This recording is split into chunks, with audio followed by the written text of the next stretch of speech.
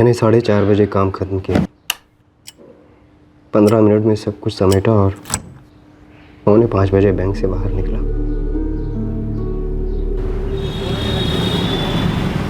मेरा ब्रांच इंदिरा नगर इलाके में, घर नील चौक में। मैं घर पैदल लौटा। लगभग 20 मिनट लगते हैं घर पहुंचने में। 5:05 हुए होंगे जब मैं घर पहुंचा। कल यानी 10 जुलाई को आप ऑफिस पैदल गए थे? जी। क्यों? बस यूं ही। आपकी पत्नी सरिता, उन्होंने सुबह कुछ कहा था आपसे? ऐसा कुछ अलग से तो नहीं कहा, बस वही रेगुलर 8:30 को रोज की तरह नाश्ता हुआ। लीजिए। ओहा, ग्रेट। टीना सो रही है? उठ तो गई थी, लेकर आती हूँ।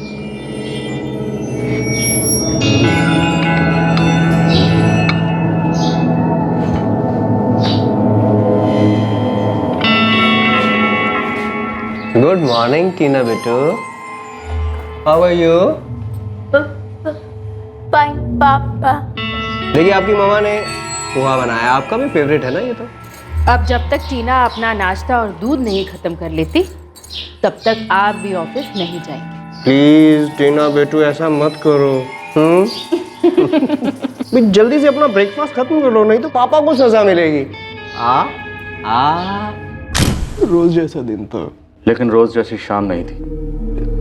हमें फोन करके बुलाया गया और जब हम आपके घर पहुंचे तो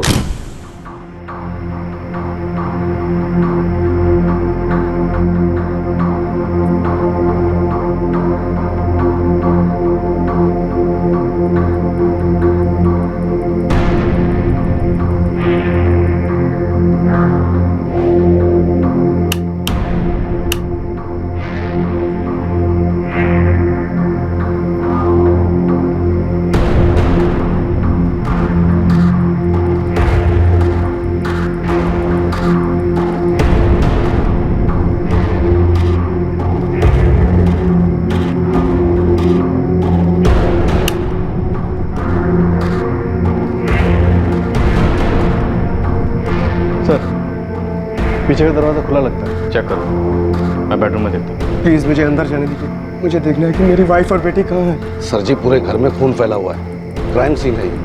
बेहतर ये होगा कि आप अंदर न जाएं। पर इतनी खामोशी क्यों है अंदर? उनकी आवाजें सुनाई क्यों नहीं दे रही?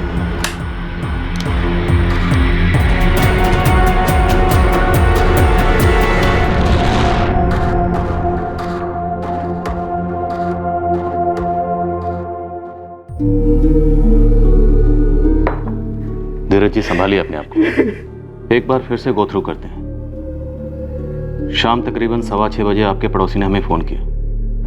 उससे पहले क्या हुआ?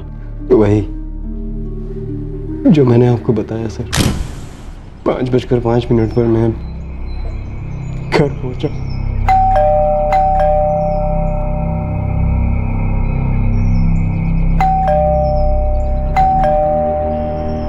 आपके पास घर की चाबियां नहीं थी?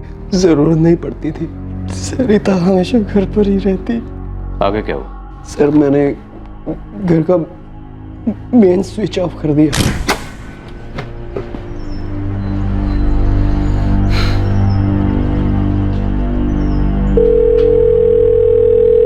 घर का मेन स्विच क्यों ऑफ किया आपने?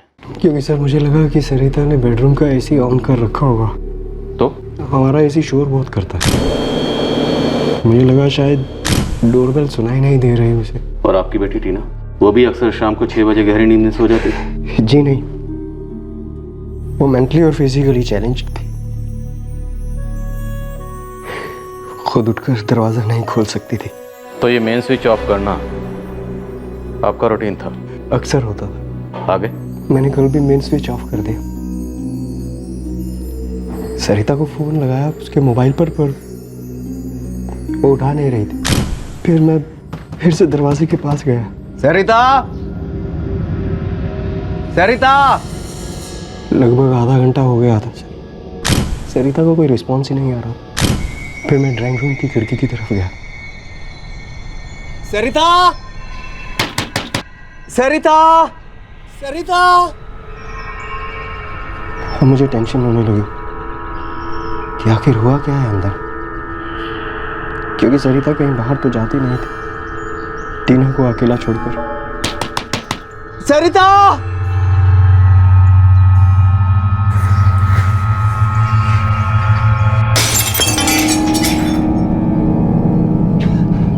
सरिता!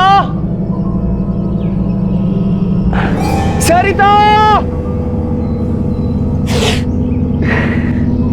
सरिता!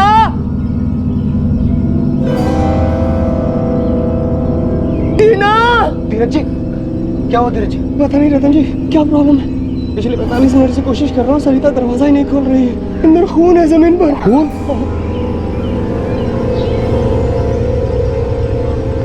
रतन जी, मुझे बहुत डर लग रहा है, पुलिस को बुलाते हैं।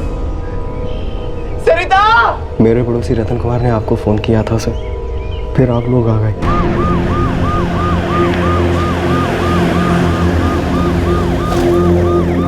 आइए सर।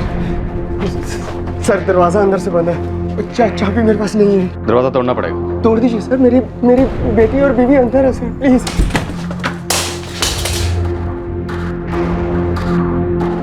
मैसे हो जा, 1 मिनट रुकिए। अंदर खून है, जाहिर सी बात है कुछ हुआ, हमें चेक करने दीजिए प्लीज। लोकेश। Ji sir. आपके पास घर की चाबियां नहीं थी? नहीं थी, मैंने बताया आपको। लेकिन आपने हमें यह नहीं बताया कि आपके घर के पीछे भी एक दरवाजा है। क्यों? हमें आपके घर के अंदर मेन दरवाजा तोड़कर दाखिल होना पड़ा। वो निकल गया दिमाग से। लेकिन पीछे का दरवाजा हमें खुला हुआ मिला। सर, पीछे का दरवाजा खुला हुआ है सर। ये सारे पैरों के निशान बाहर की तरफ जा रहे हैं।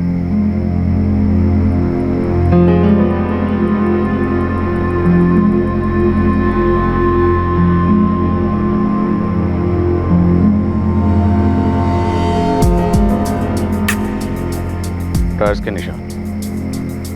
कातिल शायद 2 व्हीलर से इस तरह भागा होगा, या भागे होंगे स्कूटर या बाइक। सर, पैरों के निशान वहां तक जा रहे हैं और वहां से वापस फिर स्कूटर की तरफ आए। FSL बुलवाओ और क्राइम सीन सिक्योर करवाओ। पूरा एरिया अंदर बाहर एक एक कोना सर्च करवाओ।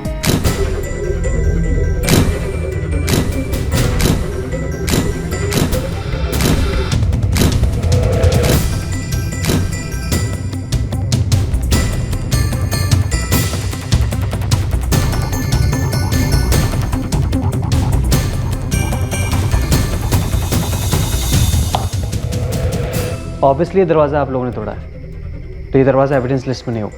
करेक्ट। इस दरवाजे पे कोई भी फोर्स एंट्री के निशान नहीं है। मैंने भी सबसे पहले यही नोटिस किया।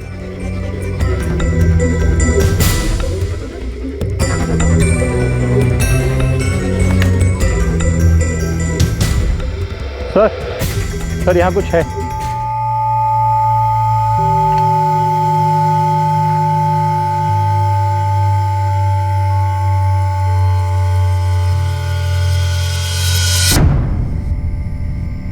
जब हम किचन स्कैन कर रहे थे, ये चीजें मिसिंग लग रही हैं।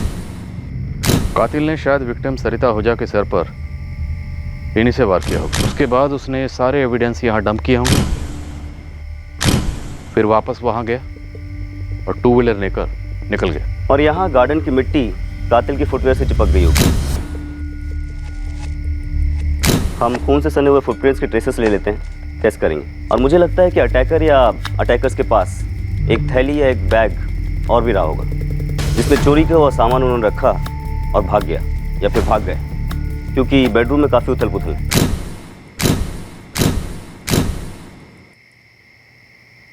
लॉकर में कुछ कैश या ज्वेलरी था। एक बार मैं अपनी बेबी और बेटी को देख सकता हूँ? आपको उस घर में रहते हुए तकरीबन 20 साल तो हो गए होंगे। जी हाँ। लेकिन आपके घर के पीछे एक और दरवाज़ा भी है, ये आपको याद नहीं आया? नहीं आया याद सर। जब खिड़की का कांच तोड़कर मैंने अंदर खून देखा तो मेरी सोच सुन पड़ गई थी। फुटप्रिंट्स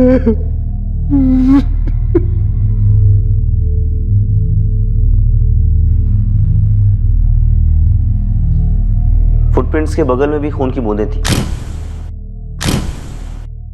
और मेरा अनुमान है कि फुटप्रिंट्स और उसके बगल वाली बूंदों के ब्लड ग्रुप्स आपस में मैच नहीं होंगे। मुझे भी ऐसा ही लगता है।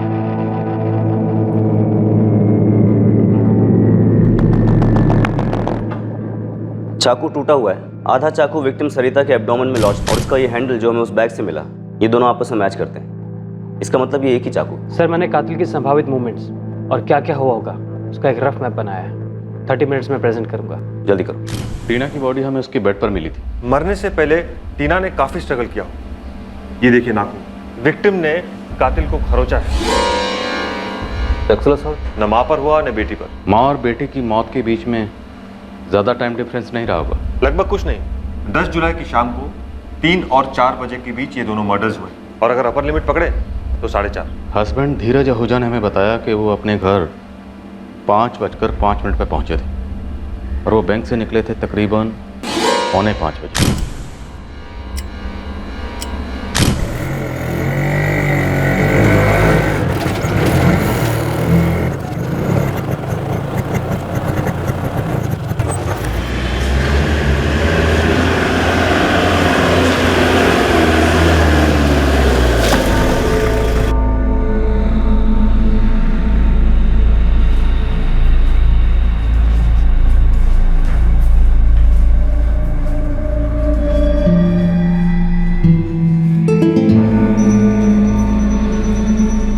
भैया, कल शाम को हुए हैं सब और आपने हमें आज बताया।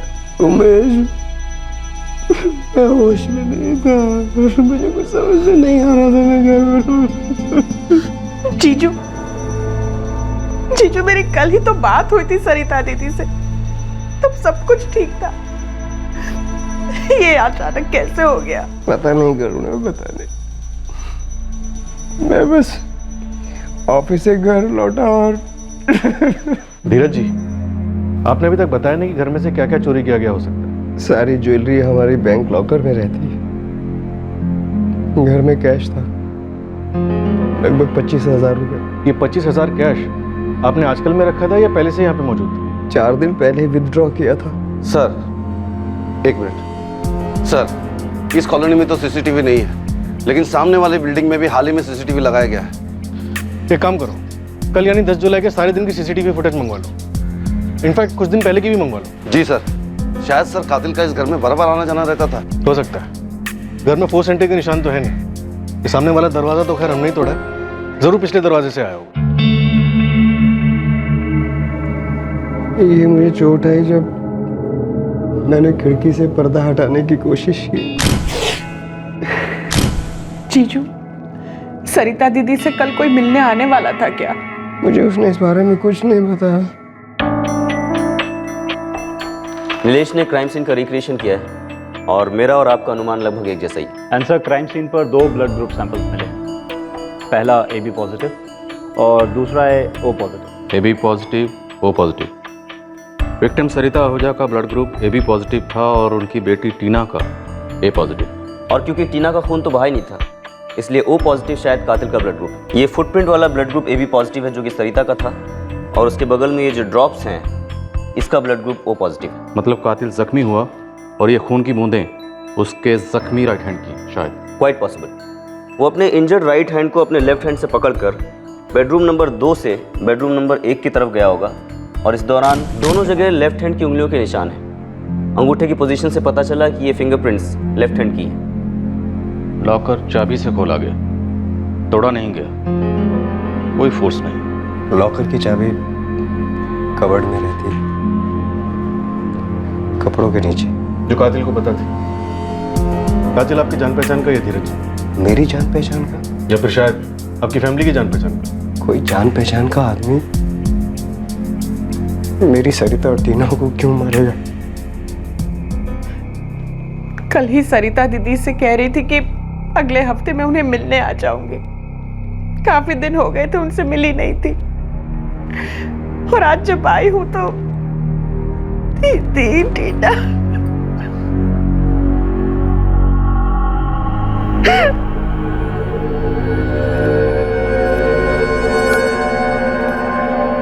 आपका ब्लड ग्रुप क्या धीरज? मेरा ब्लड ग्रुप जी, आपका ब्लड ग्रुप ए पॉजिटिव। पर क्यों? किचन में ब्लड के फुटप्रिंट वाले कोई निशान नहीं है। इसका मतलब कातिल ने विक्टिम सरिता के सर पर बेलन से वार शायद किचन में किया हो।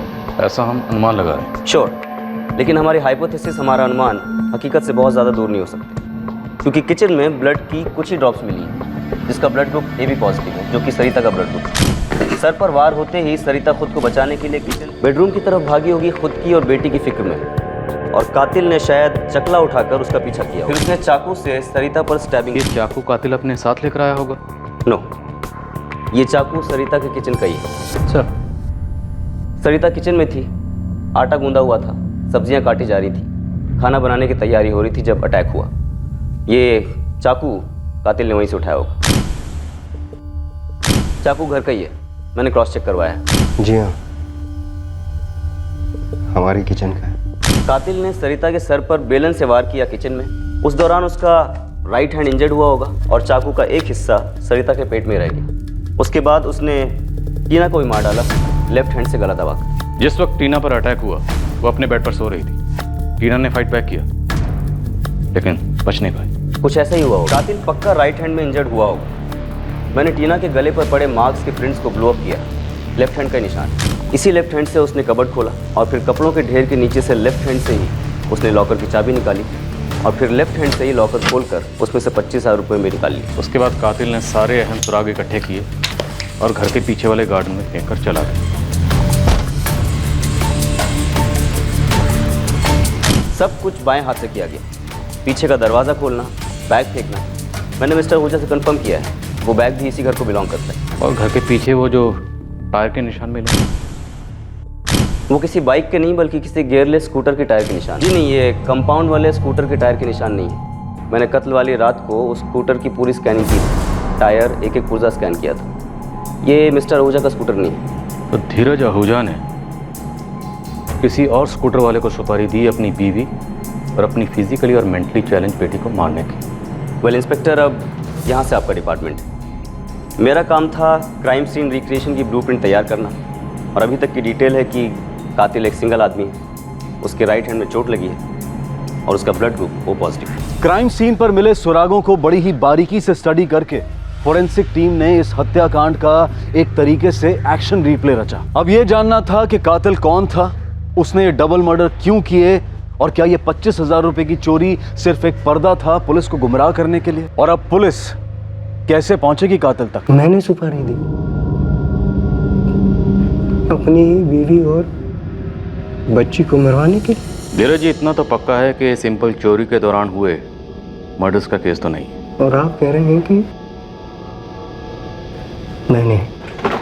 मैं यही कह रहा हूं कि ये दोनों मर्डर्स आपने करवाए, क्योंकि घर के अंदर कोई फोर्स्ड एंट्री नहीं है। कातिल को घर के अंदर वेलकम किया गया, और ये भी हो सकता है कि आपकी पत्नी उसी के लिए खाना बना रही थी।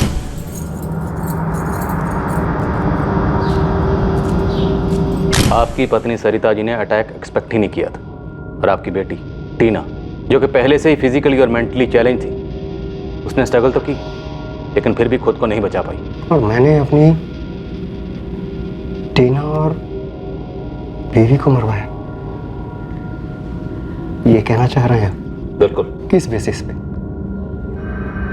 कि मेरी बीवी खाना बना रही थी। लॉकर की चाबी की लोकेशन किलर को पता थी, क्योंकि मुझे पीछे के दरवाजे के बारे में ख्याल नहीं आया था। हम पिछले 10 सालों से यहाँ पर रह रहे हैं और धीरज जी और उनकी फैमिली को अच्छी तरह से जानते हैं। अब आप ये तो जानते ही होंगे कि टीना दिमागी तौर पर कमज़ोर थी। सरिता जी का लगभग सारा समय उसी को संभालने में ही जाता था। धीरज आहूजा और सरिता आहूजा के बीच संबंध कैसे थे? संबंध तो अच्छे ही थे।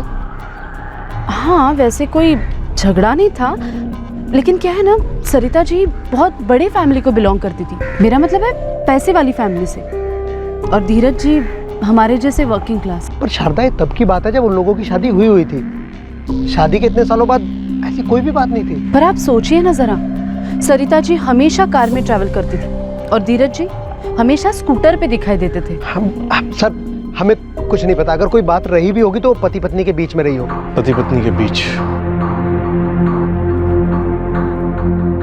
ये आपके घर के सामने वाली बिल्डिंग की सीसीटीवी फुटेज है।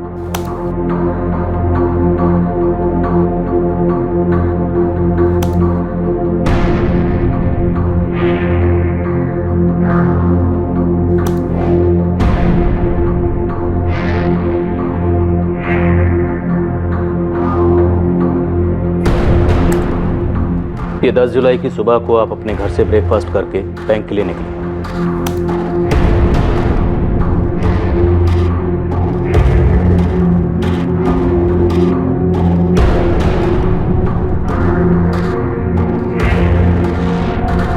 और उसी शाम 5:02 पर आप बैंक से घर लौटे, और वो भी पैदल। पर आप ये मुझे क्यों दिखा रहे हैं? क्योंकि धीरज जी कुछ तो ऐसा है जो हमें नहीं दिख रहा है। क्या नहीं दिख रहा है सर? आपके सुबह बैंक जाने से लेकर शाम घर लौटने तक हमें आपके घर के पास शक करने जैसा कुछ नहीं दिख रहा। कातिल आपके घर के अंदर पीछे के दरवाजे से दाखिल हुआ, पर अफसोस पीछे कोई सीसीटीवी कैमरा नहीं था, और ये बात शायद कातिल को अच्छी तरह से पता थी।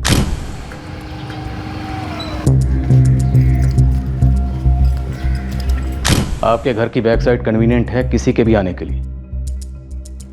कोई सीसीटीवी नहीं, कोई सिक्योरिटी गार्ड नहीं, पंप हाउस है, डेड एंड सा, और एक पतली सी गली है जो चौल से गुजरकर सीधी आपकी कॉलोनी में दाखिल होती है। जाहिर सी बात है, कुछ चुपके से आया और चुपके से चला गया, और कोई नहीं देख पाया, और यही हुआ। आप अभी भी ये साबित करना चाहते हैं कि मैंने किसी को बैक साइड से अपने घर भेजा सरिता और टीना का मर्डर करने? हम पिछले 3 दिन की नहीं बल्कि 1.5 हफ्ते की सीसीटीवी फुटेज खंगाल चुके। तो हमने देखा कि आप हर रोज सुबह अपने घर से बैंक स्कूटर पर जाते हैं और स्कूटर पर ही वापस आते हैं, और आपके वापस आने का टाइम होता है तकरीबन 4 से 4:30 के बीच। लेकिन 10 जुलाई की सुबह आप अपने घर से बैंक पैदल चलकर गए और पैदल ही वापस आए, और आपके लौटने का वक्त है 5:02। आपकी रोजाना की टाइमिंग से लेट, अच्छा खासा लेट, आधा घंटा। आप भी सर्विस ही करते हो? कभी बैकलॉग नहीं होता? कोई अर्जेंट काम, फाइलिंग रेडी करना, भेजना? वाकिफ होंगे ये सबसे? बहुत अच्छी तरह से वाकिफ है, इसलिए हमने आपके बैंक के स्टाफ से बात की।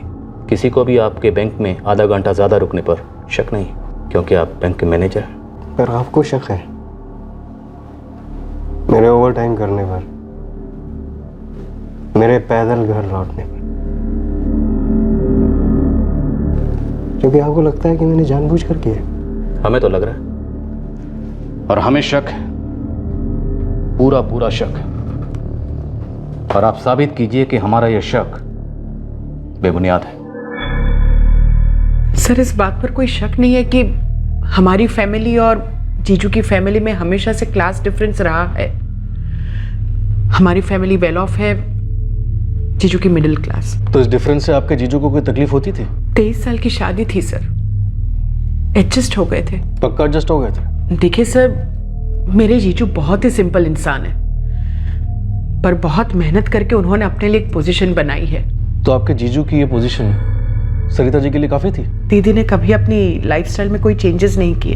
घर में एक एसी चाहिए थी तो एसी लग गई थी। दीदी को कार की आदत थी, जीजू को नहीं थी, फिर भी उन्होंने दीदी के लिए कार खरीदी। दीदी हमेशा कार से ही आती जाती थी हर जगह, पर जीजू कार इस्तेमाल नहीं करते हैं। उनके कुछ उसूल हैं, वो उनके हिसाब से ही चलते हैं। टीना क्या? टीना हैंडीकैप थी ना? सर, आप ये कहना चाहते हैं कि टीना का स्पेशल चाइल्ड होने की वजह से उन दोनों के बीच कुछ तनाव? नहीं सर, वो दोनों टीना को बहुत प्यार करते थे। देखिए करुणा जी, डायरेक्टली पूछ रहा हूं, क्या टीना उन पर बोझ थी? Of course not. हमारी फैमिली, जीजू की फैमिली, जीजू के भाई उमेश जी, उनकी वाइफ रितु जी, उनके बच्चे प्रीति और अभिमन्यु, हम सब टीना को बहुत प्यार देते थे। आप एक मारी गई स्पेशल चाइल्ड को बोझ कहकर इस तरह उसका इंसल्ट न करें। हम किसी का इंसल्ट नहीं कर रहे। ये एक डबल मर्डर की इन्वेस्टिगेशन चल रही है, जो एक चोरी के दौरान हुए नहीं लगते। ये एक सोची समझी साजिश रची गई थी। सर, टीना हमारे जिगर का टुकड़ा थी सर। लेकिन फिर भी उसे बेरहमी से मार दिया गया। क्यों सर? क्यों? वो हमारे दिलों को, हमारे घरों को खुशियों से भर देती थी सर। आप जिस घर में रहते हैं वो किसका है? ये मेरा है। ये कैसा सवाल हुआ सर? ये जो आपका घर है वो आपका पुश्तैनी घर है? आपके पिताजी आपके लिए छोड़ गए थे? हाँ, और उसका इस सबसे क्या ताल्लुक?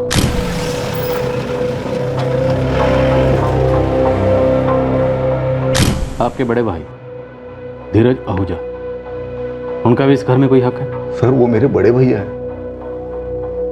जाहिर है मुझसे ज्यादा हक उनका है इस घर पे, लेकिन उन्होंने कभी जताया नहीं सर। उन्होंने मुझे कभी जाने के लिए नहीं कहा, बल्कि खुद चले गए। और इस दरियादिली की कोई खास वजह? वो घर छोटा है। सरिता भाभी बहुत बड़े घर से बिलोंग करती थी। वो इस घर में कंफर्टेबल महसूस नहीं करती थी, इसलिए भैया ने अपने लिए दूसरा घर ले लिया। उनकी उतनी हैसियत भी है, काफी पढ़े लिखे हैं। बैंकिंग के एग्जाम फर्स्ट अटेम्प्ट में पास कर ली थी, बाद में फिर बहुत तरक्की की। पर आप? सर मैं भैया जितना स्मार्ट नहीं हूँ, ज्यादा पढ़ा लिखा भी नहीं हूँ। स्टॉक मार्केट में दलाली करके थोड़ा बहुत कमा लेता हूँ। पर सर इस सब का इस हादसे से क्या ताल्लुक है? शायद नहीं, या शायद है। लेकिन सर मैं इतना यकीन के साथ कह सकता हूं कि मेरे धीरज भैया सरिता भाभी और टीना का कत्ल कभी नहीं कर सकते। टीना उन पर कभी बोझ नहीं थी, वो हम में से किसी पर भी बोझ नहीं थी। तो फिर टीना का कत्ल क्यों हुआ अमीर जी? वो मैं कैसे बता सकता हूँ? आप इतना तो बता सकते हैं कि आपका बेटा अभिमन्यु इस वक्त कहाँ है? अभिमन्यु? उसे बीच में क्यों ला रहे हैं? क्योंकि वो आप लोगों के बीच में नहीं था। आपकी भाभी का कत्ल हुआ, आपकी भतीजी का कत्ल हुआ। वो ना तो धीरज जी के घर आया और ना ही उनके फ्यूनरल में शामिल हुआ। अभिमन्यु ने कुछ नहीं किया है? तो उससे करवाया गया। क्या? उमेश जी, क्या आपने अपने बेटे अभिमन्यु से अपनी भाभी सरिता और अपनी भतीजी टीना,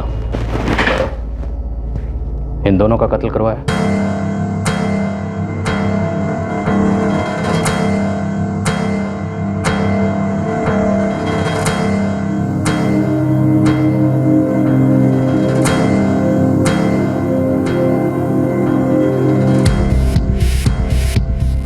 हम सारी डिटेल्स कलेक्ट करेंगे, पर इंस्पेक्शन के लिए हमें स्कूटर हिरासत में लेनी होगी।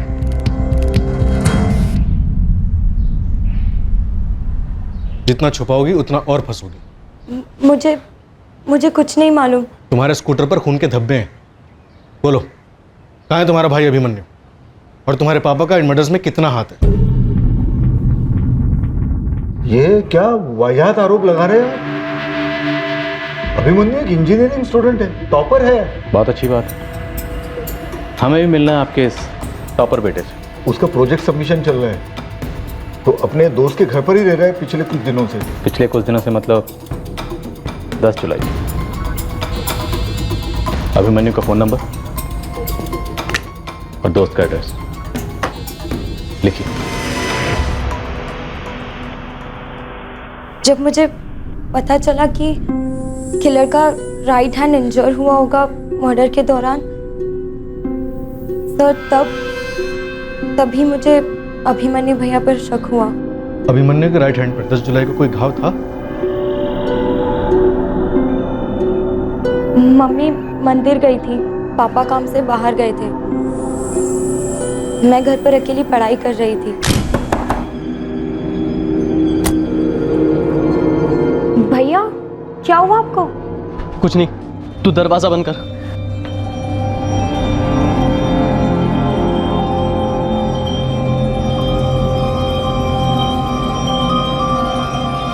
आपके शर्ट पर खून क्यों है?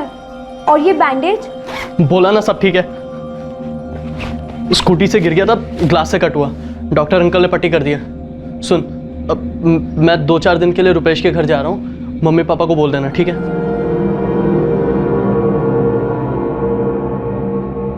वो पास की लॉन्ड्री में भी स्कूटर पर जाते, स्कूटर के बिना कहीं नहीं जाते। लेकिन सर उस दिन वो स्कूटर घर पर ही छोड़ गए थे। बाद में मम्मी ने मुझे उन्हें फ़ोन करने को भी कहा था जब ताईजी और टीना के मर्डर्स की खबर आई, लेकिन भैया ने मुझसे कहा कि वो बिज़ी है और बाद में फ़ोन करेंगे। लेकिन सर वो एक बार भी नहीं आए। तभी मुझे और अजीब लगा। गुड, देर से आए पर दुरुस्त है। अच्छा कि तुमने ये सब कुछ अभी बता दिया। प्रीति, अभिमन्यु ने? मुझे नहीं मालूम मम्मी, भैया ने मुझे डायरेक्टली कुछ नहीं बताया। त्रिपाठी, मैं रुपेश के घर जा रहा हूँ और उमेश ओझा को वहीं पुलिस स्टेशन रुकने के लिए कहना। पता करते हैं उसकी एक्चुअल इन्वॉल्वमेंट क्या है। सर, क्या हुआ? मेरा बेटा मिला? मिल जाएगा, और इस केस की सच्चाई भी बहुत जल्दी मिल जाएगी उमेश जी। सच्चाई छुपाई नहीं छुपती कभी।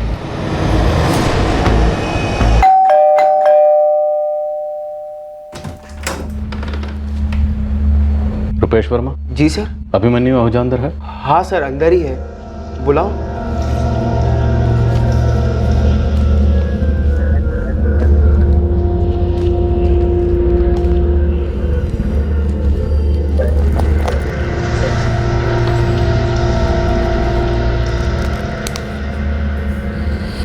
ये सारा मटेरियल फोरेंसिक जाएगा, सब कुछ स्कैन होगा।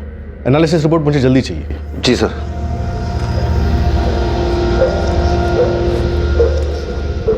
तुम्हारा ब्लड ग्रुप ओ पॉजिटिव है। तुम्हारी स्कूटर मिली हमें, और स्कूटर पर तुम्हारे खून के धब्बे भी। तो बताओ, तुम्हें ये सब करने के लिए किसने कहा?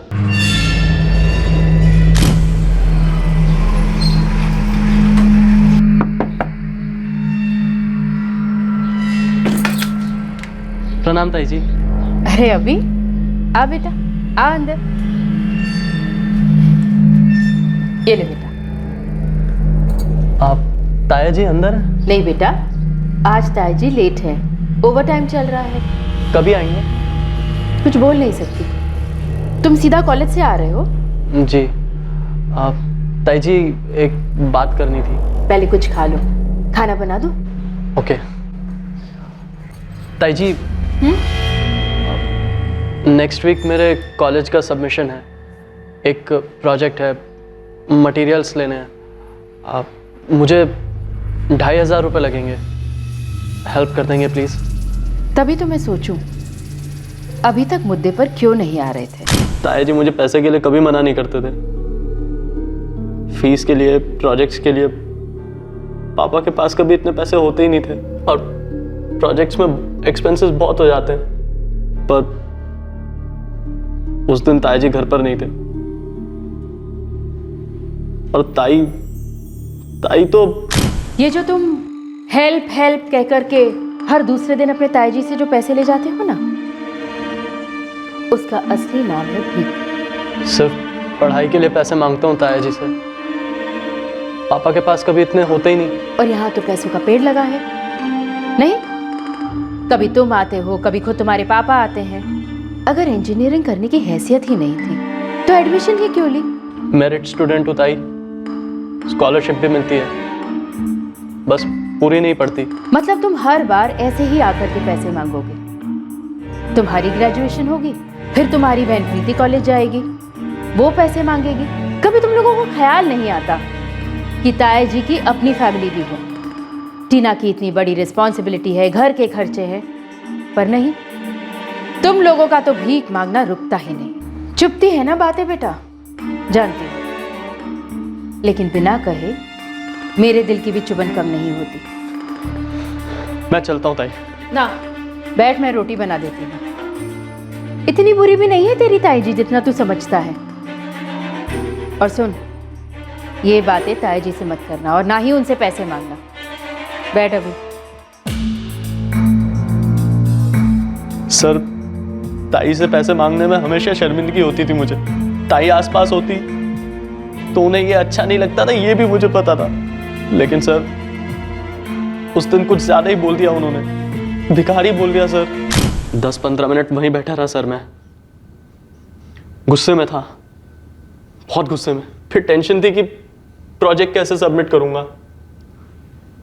पूरे साल की मेहनत थी सर। बार बार वो भिखारी भिखारी वर्ड मेरे दिमाग में घूम रहा था। फिर बस कुछ ऑफ सा हो गया मेरे अंदर। बेइज्जती बर्दाश्त नहीं कर पाया सर।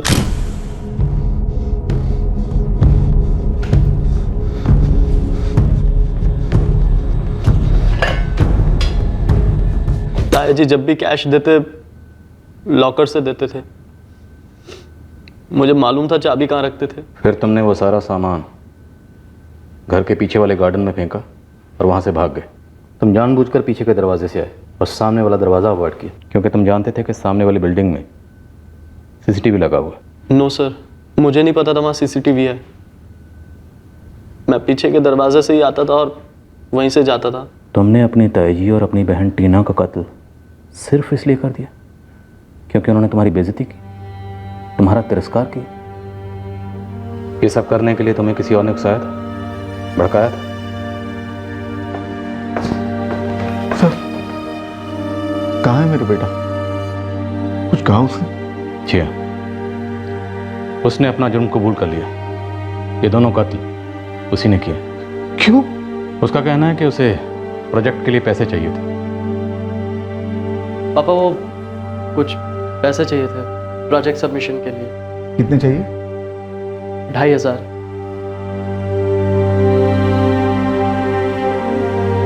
अभी तो इतने पैसे है नहीं मेरे पास। कोई बात नहीं पापा, मैं बंदोबस्त कर लूंगा।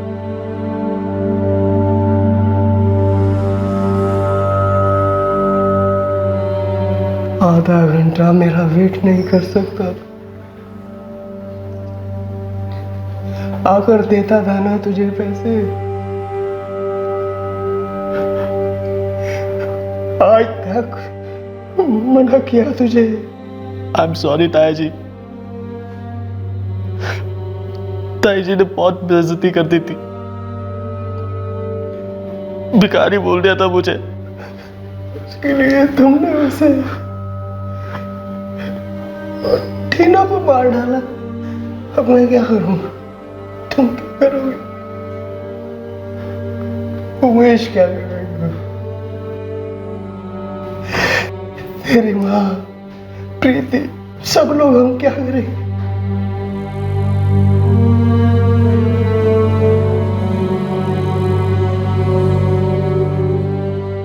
अभिमन्यु के माता पिता और बहन को भी यह तिरस्कार चुभता था, पर जब उन्हें पता चला कि अभिमन्यु ने किस तरह तिरस्कार का जवाब दिया, तो उन्हें खुद ऐसा तिरस्कार महसूस हुआ जो जीवन भर शायद भुला ना पाएंगे।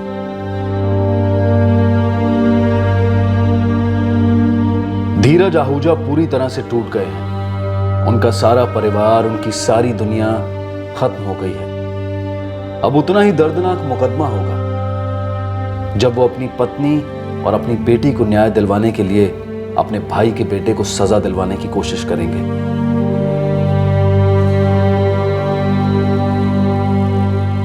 पुलिस ने अभिमन्यु के खून से सने जूते भी बरामद कर लिए हैं जो उसने कत्ल के दौरान पहने थे। ये जूते अब सबूतों की लिस्ट में जुड़ गए हैं। अभिमन्यु इस वक्त जुडिशियल कस्टडी में है और बहुत जल्द मुकदमे का सामना करेगा।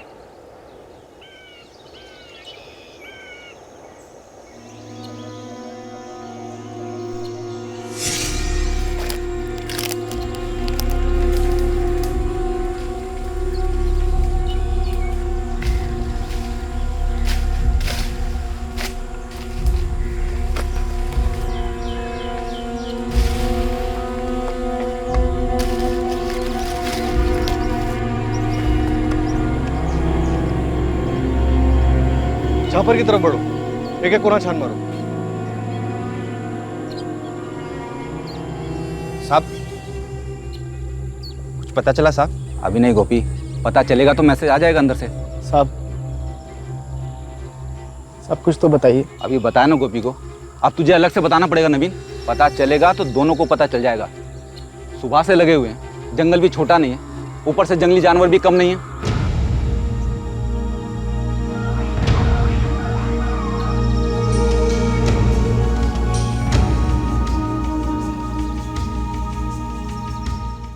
सर, उन दोनों औरतों में से किसी का भी पता नहीं चला अभी तक। गांव में पता लगाया? कहीं ऐसा तो नहीं है कि हमारी टीम जंगल में ढूंढ रही है? और दोनों औरतें अपने घर वापस लौट गई हैं। नो सर, सर गांव में कांस्टेबल तैनात हैं अपने, कोई लौटा नहीं है अभी तक। सर एक औरत का पति और एक औरत का बेटा रात भर से जंगल में ही बैठे हुए हैं।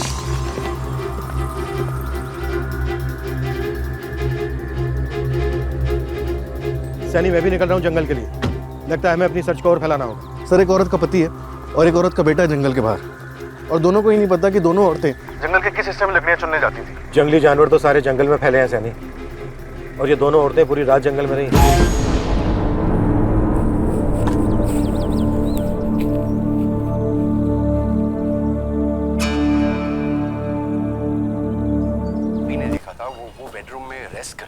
नहीं बनाएगी मतलब क्या चंदा? क्योंकि आज उस चुड़ैल मालती की बारी है। खाना पीना झाड़ू पोछा सब वही करेगी आज। हाँ तो मालती है कहाँ? अब कम उसकी नौकरानी है जो ये पता रखे कि मेम साहब कहाँ गई है, किसके साथ गई है, क्या कर रही है। मालती लौटी नहीं जंगल से? कहा पूछो उस ललन से कि कहीं लकड़ियाँ बेचते बेचते उस चुड़ैल का दिल तो नहीं आ गया उस पे। ललन भाई मालती आई थी? मालती तो अभी तक नहीं आई गोपी। लेकिन ललन भाई आपको लकड़ी बेच बाच कर हर रोज 5 बजे तक लौट आती है मालती। वही मैं भी सोचूं, 7 बज गया अभी तक आई नहीं। ऐसा क्या खजाना मिलेगा उसको जंगल में? ललन भाई माँ आई थी क्या लकड़ी बेचने? नहीं नवीन, राधा जी तो अब तक नहीं आई। दोपहर की निकली है, आपके यहाँ नहीं आई, घर नहीं लौटी, तो गई कहाँ मेरी माँ?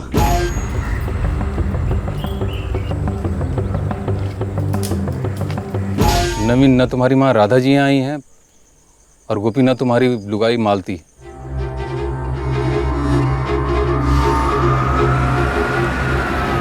सर हमें लगता है कोई जंगली जानवर घसीट के ले गया दोनों को, और ये गोपी और रवि पूरी रात जंगल में ढूंढते रहे कुछ गांव वालों के साथ। मालती!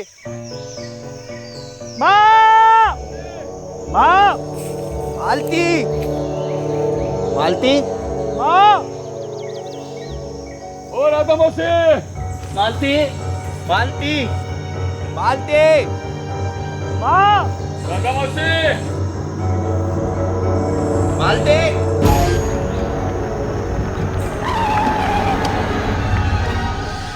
सर टीम किधर गई है? छापर की तरफ सर। साहब साहब साहब! मालिक रुकिए, मालिक मालिक सांप के पीछे दौड़ने से दोनों मिल जाएंगे क्या? तलाश जारी है, थोड़ा सब्र रखो। चलो पीछे हटो, चलो पीछे।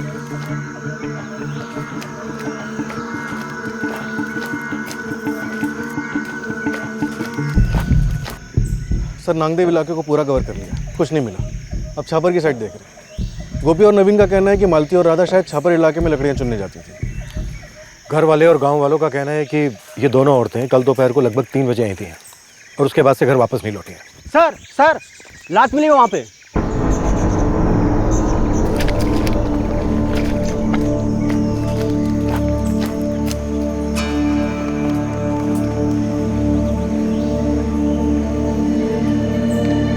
तुरंत एम्बुलेंस बुलाओ, एक लाश मिली है। फोटोग्राफर और फॉरेंसिक को भी। Okay sir. पूर्वी एम्बुलेंस बुलाओ, मैं फोरेंसिक और फोटोग्राफर को बुलाता हूँ। साहब क्या बात हो रही है साहब? साहब कुछ तो बता दो साहब। बताइए ना साहब। एक लाश मिली है, अभी बाहर लेकर आएंगे तब देख लेना। वार शायद इससे किया होगा सर। सुसाइड दिखाने की नाकाम कोशिश की गई है। ये देखो साड़ी को ठीक से पेड़ से बांधा नहीं है। सैनी औरत जवान है। सर एक और लाश मिली है।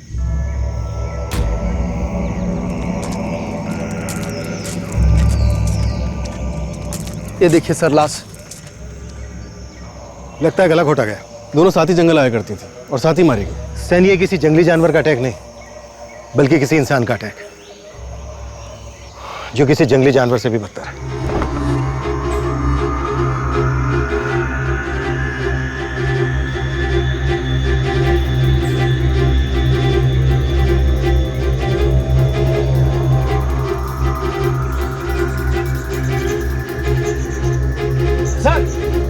सर एक और लाश।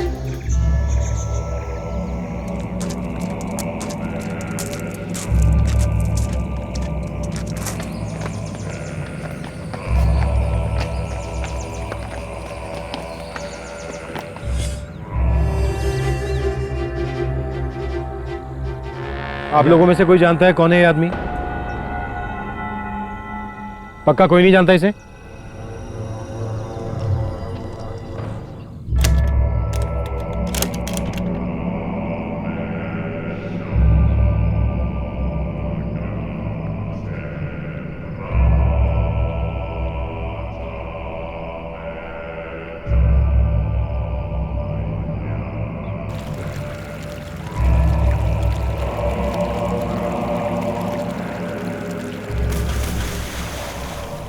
सर तीनों लाशों के आसपास से किसी का भी मोबाइल नहीं मिला।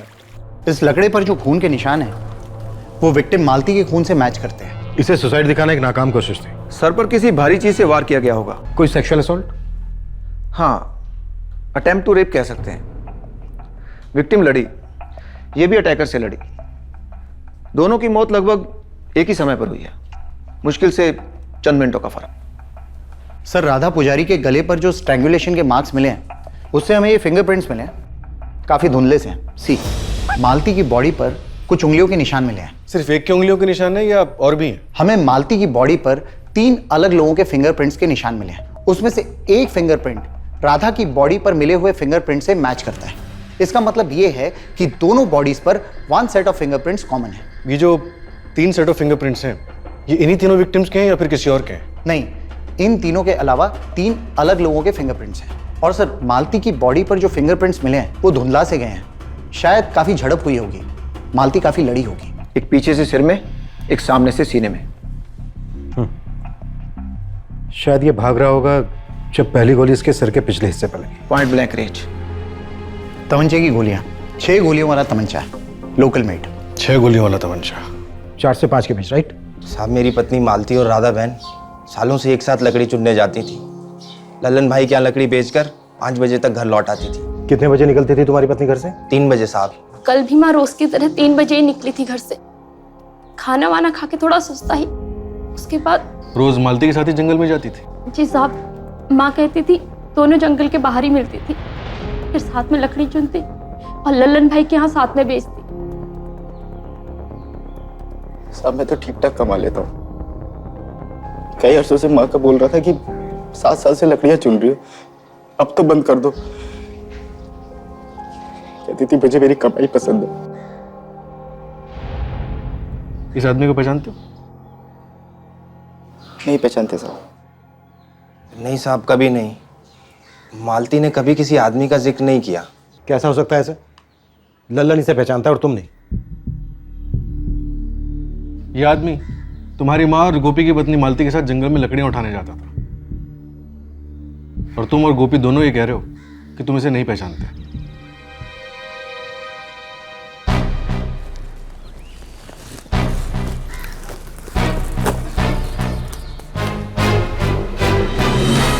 चलता हूँ। ओ ललन भाई, अब तो हमारी लकड़ियों का भाव बढ़ा दो। जब सामने से हमको 4 पैसा मिलेगा तभी तो हम 2 पैसा दे पाएंगे ना। हम सब एक ही नाव में सवार हैं। पर हमरी नाव ज्यादा झुकी है ललन। राधा जी, ऐसा लगता है लेकिन ऐसा है नहीं। कहाँ? यही राधा बहन और मालती के साथ आता था, उनकी बोरियां उठा के और रखता था और चला जाता था। रखता था, चला जाता था। उन लोगों में कोई बातचीत नहीं होती थी? साहब 2 शब्द बात होती थी उससे, कहता था चलता हूँ। चलता हूँ। और मालिक फिर अगले दिन हाजिर हो जाता था इनकी बोरियां उठा के। वो उसे लकड़ियां उठाने के पैसे देती थी क्या? हमारे सामने तो नहीं दिया कभी। तो तुमने कभी पूछा नहीं कौन है, क्या नाम है? अरे साहब, हमको लकड़ी से मतलब है, उन लोगों को पैसे से मतलब था। मतलब तुम्हारी कोई बातचीत नहीं होती थी उनसे? जी नहीं साहब, सब मालती को मैं 2 सालों से जानता था और पूरे गांव को पता है कि वो गोपी की दूसरी बीवी है। पर मजाल है कि मैंने कभी पूछा हो कि वो पहली बीवी चंदा के साथ कैसे एक छत के नीचे रहती है। मालती तुम्हारी दूसरी पत्नी थी? जी साहब। तभी मैं सोचूं तुम दुखी लग रहे थे, डरे हुए लग रहे थे, लेकिन परेशान नहीं। क्या कह रहे हैं साहब? मैं तो बहुत परेशान रहा हूँ कल शाम से साहब। तभी तो गांव वालों के साथ रात भर जंगल में ढूंढते रहे हम। नवीन भी बहुत परेशान था साहब।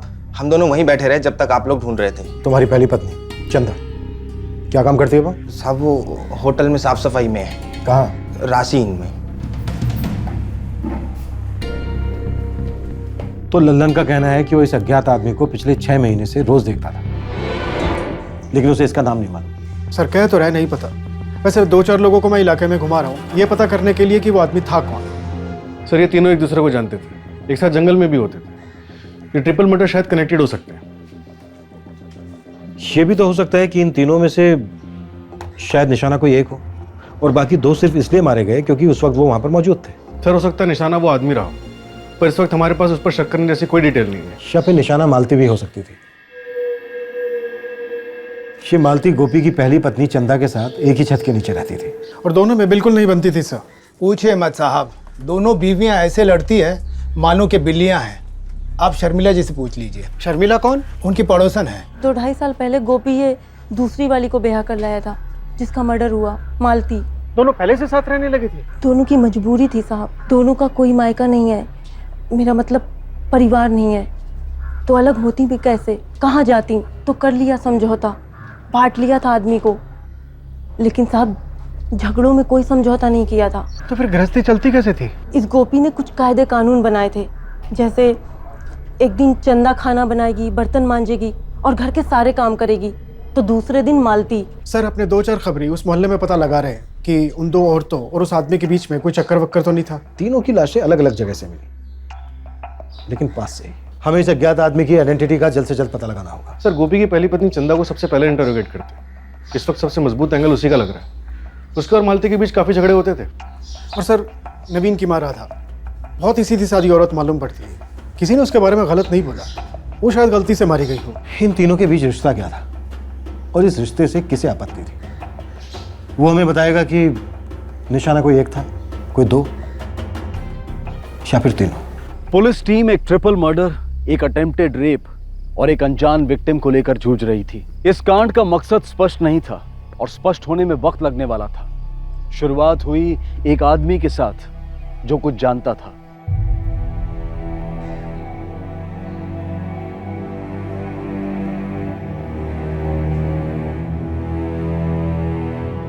क्या जानते हो तुम ट्रिपल मर्डर केस के बारे में? हम मर्डर के बारे में कुछ नहीं जानते हैं, पर सब जो आदमी मारा गया है वो उसको हम जानते हैं। उमेश यादव, करते क्या हो तुम? साहब वो सहारनपुर हाईवे के बाईपास के पास एक होटल बन रहा है, हम वहीं पर काम करते हैं। उस आदमी की जो लाश मिली है उसकी तस्वीरें किसी मोहल्ले में दिखाई थी क्या? नो सर, सर पूछताछ ही चल रही है, वो भी ज़बानी। और सर लाश की तस्वीरें ना हमने टीवी पे दिखाई हैं और ना ही किसी अखबार में। उस लाश की तस्वीरें हमने किसी को नहीं दिखाई। फिर तुझे कैसे पता चला कि जो आदमी मारा गया है उसे तू जानता है? वो जो आदमी मारा गया है वो हमारा दोस्त ओम प्रकाश ही था। हाँ, लेकिन तुझे कैसे पता चला कि ओम प्रकाश मारा गया है? उमेश, ये उमेश, क्या हुआ रे गुड्डू? वहाँ जंगल में पुलिस को 3 लाशें मिली हैं। कौन थे वो लोग? गांव की 2 औरतें थी और एक आदमी, और जो आदमी है तुम्हारा दोस्त ओम प्रकाश लगता है। जब आप लोगों को लाशें मिली थी तब गुड्डू वहीं पर था। गुड्डू जो है वो ओम प्रकाश के गांव का ही लड़का है। वो आप लोगों से कहने के लिए डर रहा था तो उसने हमको आकर बता दिया, लेकिन हमको इतना मालूम है कि ओम प्रकाश किन्हीं 2 औरतों के लिए लकड़ियों की बोरियां उठाता था। अरे ओम प्रकाश, हाँ एक बात पूछें का? ये बताओ कि तुम्हारी फैक्ट्री की शिफ्ट तो 4 बजे खत्म हो जाती है ना? हाँ। तुम काहे नहीं हमारे साइट पे आ जाते हो? 4:30 से 7:30 बजे तक 3 घंटा काम करें और ठेकेदार से घंटा के हिसाब से मजदूरी ले लें। उस मजदूरी से हम कौन सा बंगला बना लेंगे? हाँ, और वैसे भी हमारे लिए 8 घंटे बहुत है फैक्ट्री में दिन के। एक बात बता, वो 2 औरतन के लिए तू जाता है जंगल में वजन उठाने के लिए, है? कितना पैसा देती होंगी तुझे? अरे हमारी साइड पर दुगना तिगना मिलेगा। हम एक पैसा नहीं लिया उनसे अब तक। तो क्या तुमका भूत सवार है समाज सेवा का है? अरे वो बात नहीं है यार, हम एक दिन फैक्ट्री से जल्दी निकल गए, सोचा सड़क किनारे बैठ के चाय पी ले। सामने से वो दोनों आ रही थी।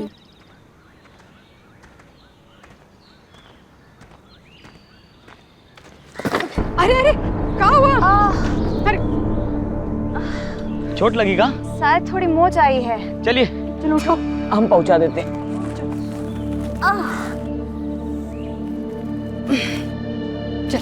चलिए।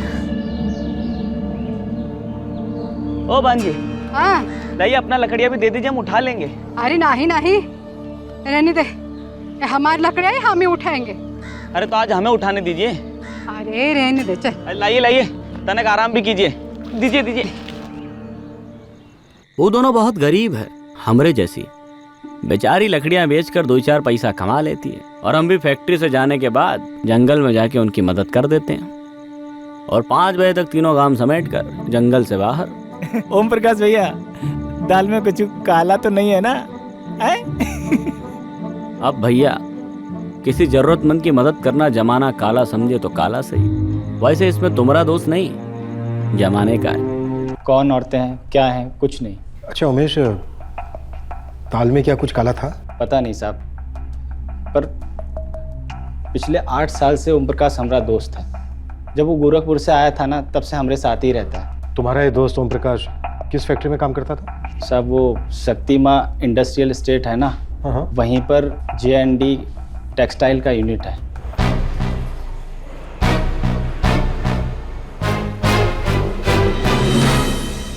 सर, J&D टेक्सटाइल्स में सभी ओम प्रकाश को संत आदमी कहते हैं। अगर ओम प्रकाश संत था तो फिर वो शैतान कौन है जिसने 3-3 लाशें बिछा दी? सर, विक्टिम राधा का बेटा नवीन और उसकी बीवी जानवी, इन दोनों की खूब ग्रिलिंग की, खबरी भी लगे हुए, लेकिन अभी तक इतना ही पता चला है कि राधा एक सीधी सादी औरत थी, किसी से कोई दुश्मनी नहीं थी इसकी।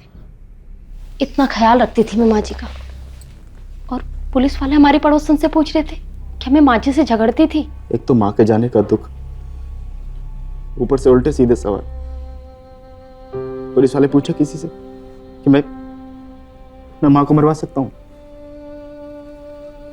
सोचो, मैं जानता तक नहीं था उस आदमी को। कितनी बार मैंने माँ से कहा था कि लकड़ी वाला काम बंद कर दो, पर नहीं, जिद पकड़ के बैठी थी। लोग तरह तरह की बातें कर रहे हैं कि माँ जी का और मालती का उस ओम प्रकाश के साथ क्या चल रहा था। सर, जितना ओम प्रकाश ने उमेश को बताया और जितना उमेश ने हमें बताया, हमें सिर्फ उतना पता है। उसके आगे इसका राधा और मालती के साथ क्या संबंध था, यह भी क्लियर नहीं है। मालती का सर लकड़ी से फोड़ा गया, राधा का गला दबाया गया और ओम प्रकाश पर गोलियां चलाई गईं। इतनी भयंकर दुश्मनी, इतनी नफरत आई कहां से? सर, ये चंदा भी मालती से नफरत करती थी, सौतन थी उसकी। बिना गाली गलौज के खाना हजम हो रहा है तेरा? अभी तो चुपचाप खाना खा रहे हैं। रोज तो उस चुड़ैल के खाने की तारीफ करते रहते थे और हमारे साथ गाली गलौज।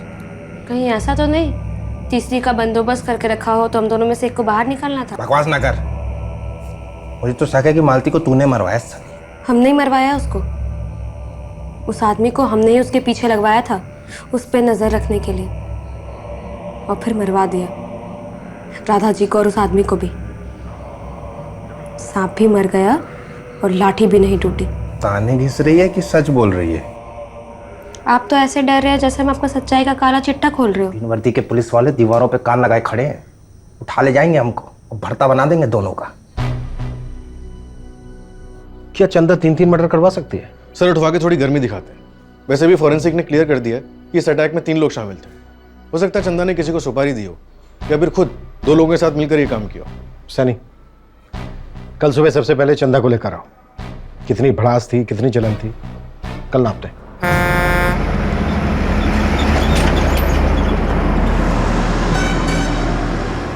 सौतन थी हमरी वो, भाग गई थी गोपी को तो उठा लाया। दुश्मन थी हमरी वो। कितनी दुश्मनी थी, किस हद तक गई? हम भगवान से रोज प्रार्थना करते थे कि वो हमारे घर से हमेशा के लिए चली जाए, लेकिन दुनिया से नहीं। तेरी प्रार्थना तो कबूल हो गई नहीं, या कबूल करवाई गई? हमें इतनी हिम्मत नहीं है कि हम किसी को मरवा सके। और वैसे भी साहब, हमारी दुश्मनी मालती से थी, बाकी 2 को तुम जानते तक नहीं, तो उनको मरवा के हमको कौन सा सुकून मिल जाता।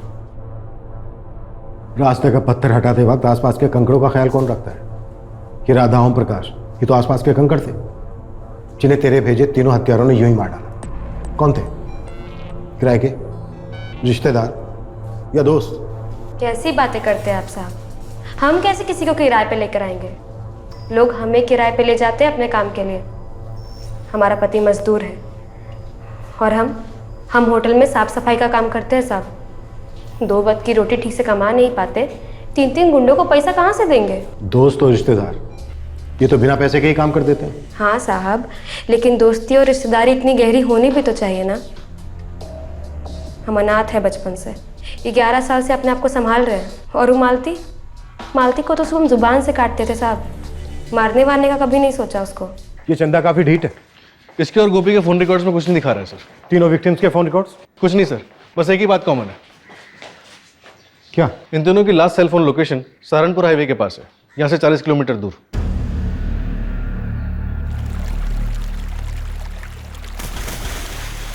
तीन कातिल, 3 विक्टिम।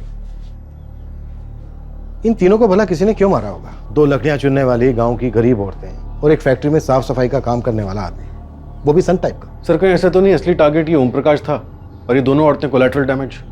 उमेश यादव? सैनी, कहीं ऐसा तो नहीं है कि ये उमेश यादव कोई कहानी बना रहा है।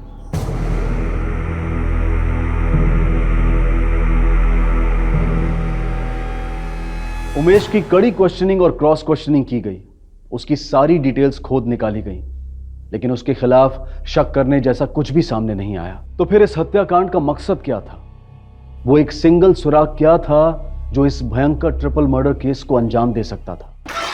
सर, शक्तिमान इंडस्ट्रियल एस्टेट में कम से कम 100 लोगों से पूछताछ की, सुपारी लेने वालों से भी पूछा, लेकिन कुछ हाथ नहीं लगा। सैनिक, कब तक हम ये सिर्फ पूछताछ ही करते रहेंगे? मुझे लगता है कॉन्ट्रैक्ट किलिंग का केस है। सर, तमंचा आसपास के एरिया में कौन यूज करता है आप देख सकते हैं। और वैसे भी हमारी डिस्ट्रिक्ट में 500,000 रुपए में तमंचा चलाने वालों की कमी नहीं है। ओम प्रकाश को 6 गोलियों वाले तमंचे से मारा गया। जी सर, तमंचे से, कट्टे से नहीं। तमंचा से नहीं, पूरा तमंचा बाजार खंगाल डालो, सारे के सारे हिस्ट्री शूटर्स को उठा लो। 6 गोलियों वाले तमंचे का इस्तेमाल हुआ है। कोई ना कोई होगा जो इस तमंचे के बारे में जानता होगा। सर, लेकिन लोकली मेड तमंचे का कोई रिकॉर्ड नहीं होगा। जानता हूं सैनी, कोई रिकॉर्ड नहीं होगा, रजिस्ट्रेशन नहीं होगा, कुछ भी नहीं होगा। फिर भी पूछ पूछ कर, सूंघ सूंघ कर किसी भी हालत में हमें इस तमंचे तक पहुंचना है। दूसरा कोई रास्ता नहीं है हमारे पास।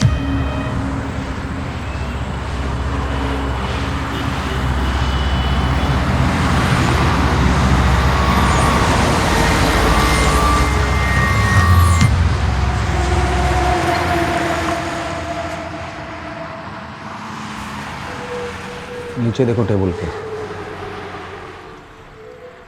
बढ़िया है। कुंवारा है कि खून चका चुका है? क्या है? तुमको क्या करना है? हम एक खास तमंचा ढूंढ रहे हैं। घास के बोरे में सुई खोज रहे हो? ये हाईवे यहाँ से रोज हजारों ट्रक निकलते हैं और लगभग सब ट्रक ड्राइवर के पास ही तमंचा होता है। क्या है? बताए, जब सहारनपुर से माल लाद के देहरादून जाते हैं और जब देहरादून से माल लाद के सहारनपुर आते हैं, तब हाईवे पे लुटेरे धावा बोल देते हैं उनसे बचने के लिए, और कभी कभी ये चल भी जाता है। सर, जिस जंगल में कांड हुआ वो सहारनपुर और देहरादून के बीच में पड़ता है। हजारों ट्रक अप डाउन करते हैं। तो हम भी हजारों आदमी लगा देंगे अली, तू उसकी चिंता मत कर। तो बस ये पता लगा कि ओम प्रकाश पर तमंचा किसने चलाया और साथ में 2 गरीब औरतों को मार डाला। सर, लॉजिक से जाए तो पहले JND टेक्सटाइल्स पे धावा बोलना चाहिए। ये ओम प्रकाश वहाँ जॉब करता था, हो सकता है किसी ट्रक वाले से पंगा लिया हो। JND टेक्सटाइल को रेड करो।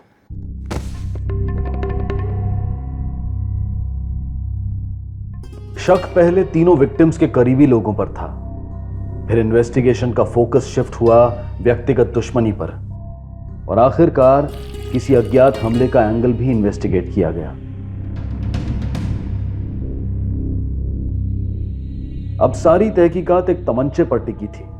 किसने यह तमंचा फायर किया था और वो कौन 3 लोग थे जिन्होंने ये 3 कत्ल किए थे और क्यों?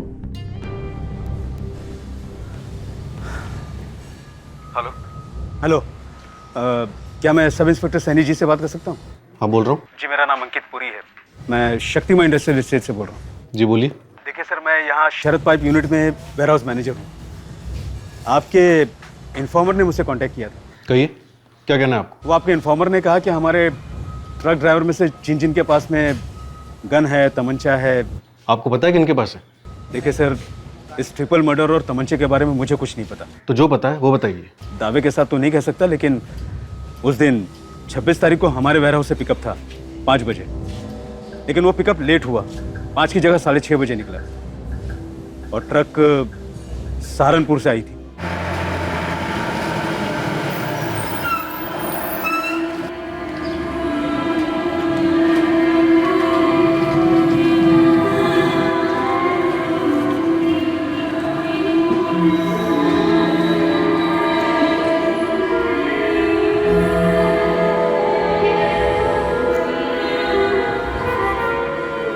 कितने बजे?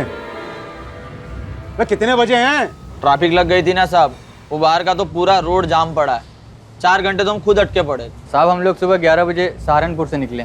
साहब, हमें भी तो रात को चलाना पड़ेगा ना गाड़ी, खतरा सर पे उठा के। मैंने पार्टी को जबान दी है कि सुबह 5 बजे हमारा माल उसके वेयर हाउस में होगा, और होगा मतलब होगा। Sir, Kadar Syed truck driver है, मोहसिन अंसारी उसका पार्टनर ड्राइवर है, और जहीर सिद्दीकी क्लीनर था उस ट्रक का। हाँ, पर आप इन तीनों की बात क्यों कर रहे हो? सर, उन तीनों ने कहा कि वो लेट हुए थे। हाँ तो? सर, मेरे सुपरवाइजर नितिन ने मुझे एक बात बताई। सर, ये तीनों 1 नंबर के झूठे हैं। क्यों? सर, आज जब मैं छापर फैक्ट्री गया था दोपहर में। हाँ, क्या हुआ? तो सर, मैं जंगल रोड से लौट रहा था, उस समय तकरीबन 3 बज रहे थे दोपहर के। तब मैंने देखा इनकी ट्रक वहां जंगल के पास रुकी हुई थी।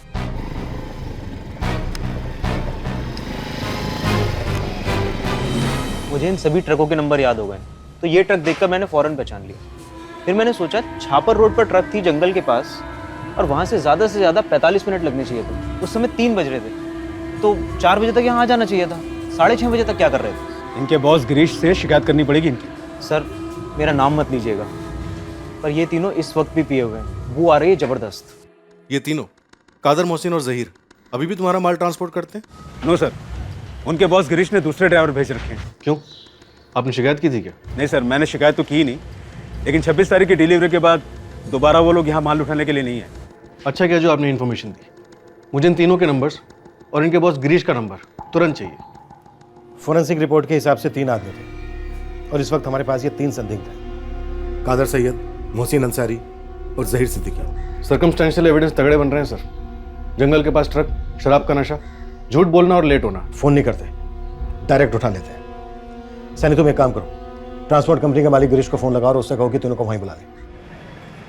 कादर सैयद, मोहसिन अंसारी और जहीर सिद्दीकी। गिरीश, ये तीनों इस वक्त किस सेक्टर में ट्रक चला रहे हैं? जी हाँ सर, ये पहले देहरादून सहारनपुर रूट कर रहे थे, पर अब मैंने उन्हें बद्दी हिमाचल साइड में लगा दिया है। पर बात क्या है सर? 26 जून के बाद इनका सेक्टर चेंज किया था? जी। क्यों? सर, इन तीनों ने शिकायत की थी कि सहारनपुर देहरादून रूट पे जो रास्ते में जंगल पड़ता है वहाँ लुटेरे हमला कर देते हैं। इन्हें डर लगता है तो ये वहाँ नहीं चलाना चाहते। इस वक्त कहाँ मिलेंगे ये तीनों? सहारनपुर में ही है। पर बात क्या है सर? इन तीनों को तुरंत फ़ोन करके अपने ऑफिस बुलाओ। मैं 12:30 बजे तक वहाँ पहुँच रहा हूँ। और इनसे कुछ मत कहना कि मेरी तुमसे क्या बात है, और मुझसे पूछना मत कि मैं क्यों कह रहा हूँ। बस जितना कह रहा हूँ उतना करता जाओ।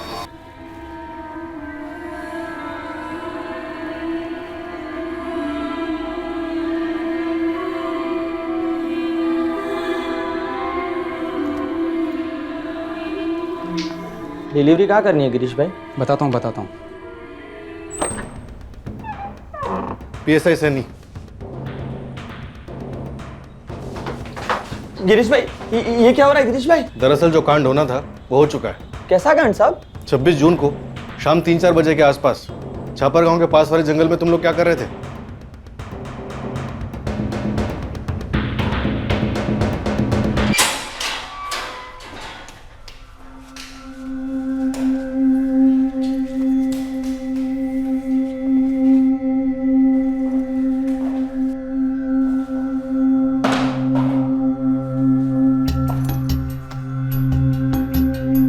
हैदर, 26 जून की शाम को 3 से 4 के आसपास तेरा ट्रक किसी ट्रैफिक में नहीं फंसा था, बल्कि छापर गांव के पास वाले जंगल से लगकर पार था। सबूत है इसके हमारे पास। तुम तीनों के फोन रिकॉर्ड्स बताते हैं कि तुम तीनों वहां पर थे। अब तुम तीनों मुझे यह बताओ कि तुम लोग वहां पर क्यों थे?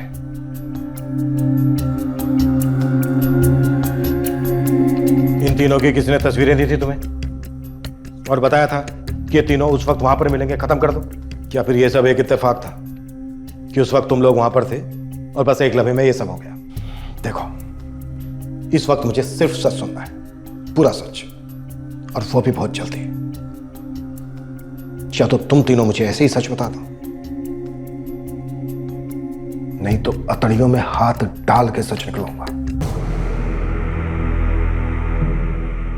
कादर, मोहसिन और जहीर तीनों हक्का बक्का रह गए कि आखिरकार पुलिस उन तक पहुंची कैसे।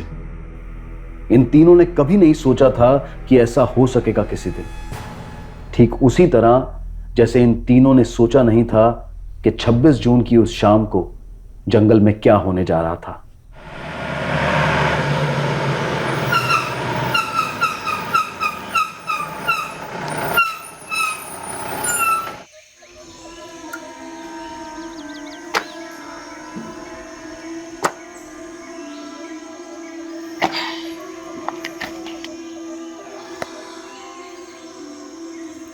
अरे आ जाओ भाई लोग, बहुत भूख लगी है।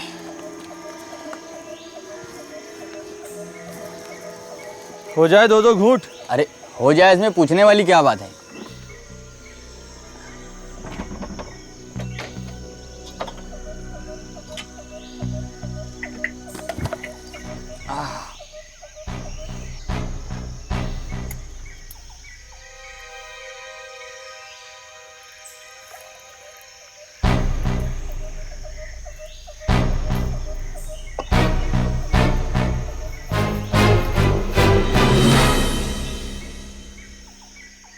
उस्ताद जी 2 गुट हो गए, अब 2 होने वाले भी हो जाए। 5 बजे तक पहुंचना भी तो है वेयर हाउस। बस रोज का काम है मेरा, माल उठाओ माल पहुंचाओ, मसाला मशीन हो गया है। हम आंखें मूंद के भी पहुंचा दूं ना तो भी माल पहुंच जाता है जहाँ पहुंचाना होता है।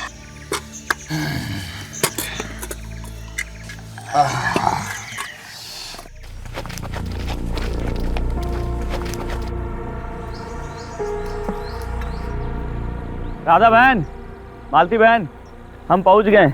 अरे हाँ हाँ बैठो भी, अब तक हमारी लकड़ी इकट्ठा नहीं हुई है। ठीक है, बैठे वहां पे।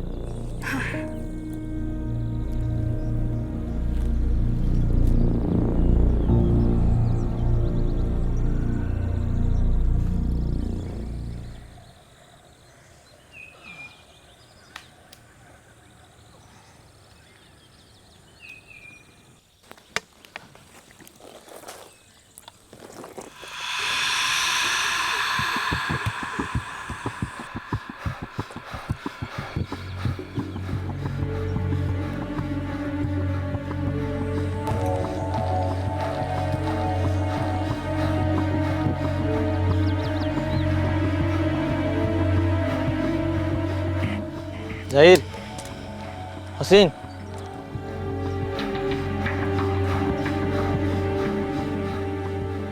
देख जंगल में मंगल हो जाए तो घूट।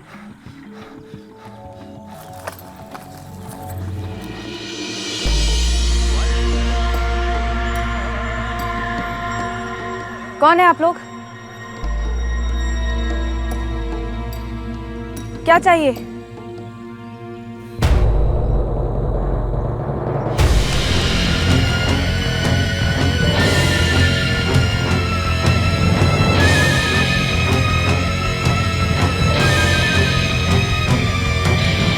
तुम लोगों ने एक औरत का रेप करना चाहा, नहीं हुआ तो उसे मार डाला। एक दूसरी औरत ने तुम्हें देख लिया तो तुमने उसे भी मार डाला। उसके बाद एक आदमी ने और देखा तो तुमने उस आदमी को गोलियों से भून डाला।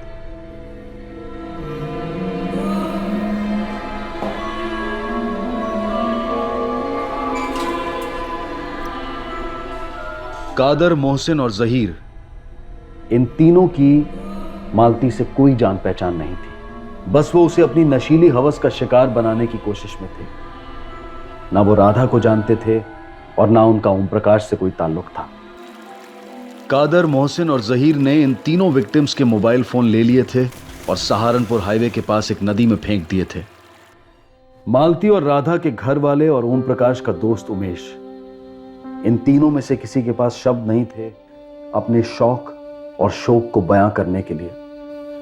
जब उन्हें पता चला कि दरअसल तीनों के तीनों मौत के घाट सिर्फ इसलिए उतारे गए क्योंकि वो कातिलों की विकृति के गवाह बन गए थे। अदालत में दलील जरूर होगी कि तीनों आरोपी बेहद गरीब परिवार से आते हैं और उन परिवारों की जीविका के लिए कमाई का एकमात्र जरिया भी हैं।